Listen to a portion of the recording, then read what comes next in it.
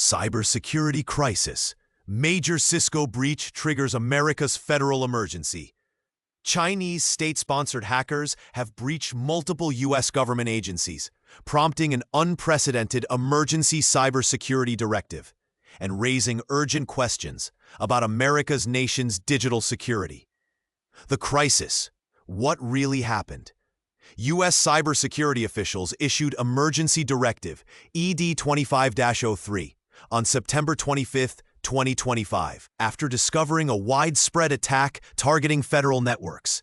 CISA confirmed that at least one government agency has been compromised, with hundreds of vulnerable Cisco devices identified across the federal government.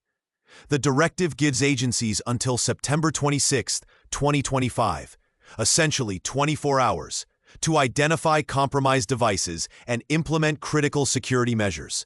The threat actor, ArcaneDoor 2.0.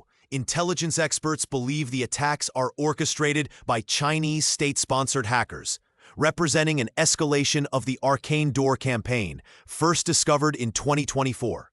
The threat actor, tracked as UAT 4356 by Cisco and Storm 1849 by Microsoft, targets Cisco security appliances using previously unknown zero-day vulnerabilities. Advanced malware arsenal. The attackers deploy a sophisticated two-stage malware system. Ray Initiator, a persistent bootkit that modifies device bootloaders, surviving reboots and firmware upgrades for long-term access. Line Viper, a modular payload system that executes commands, captures packets, bypasses authentication, suppresses logs, and forces delayed reboots to avoid forensic detection. The listed critical vulnerabilities. 3 critical vulnerabilities are being exploited. CVE 2025-233, CVSS 9.910, Remote Code Execution. CVE 2025-2362, CVSS 6.510, Privilege Escalation. CVE 2025-2363, Additional Vulnerability. These affect Cisco ASA hardware, virtual appliances, and firepower threat defense devices. In the description, find the detailed information on these vulnerabilities. Emergency response requirements. Federal agencies must immediately identify all Cisco ASA and firepower devices, submit forensic dumps to CISA by September 26th, disconnect end-of-support devices by September 30th, apply security patches within 24 hours, report inventory to CISA by October 2nd. Global impact. At least 10 organizations worldwide have been compromised. The incident has triggered unprecedented international cooperation, with the UK and Canadian cybersecurity agencies issuing parallel warnings. Attackers have maintained access to some networks since 2024, demonstrating remarkable persistence. What organizations must do?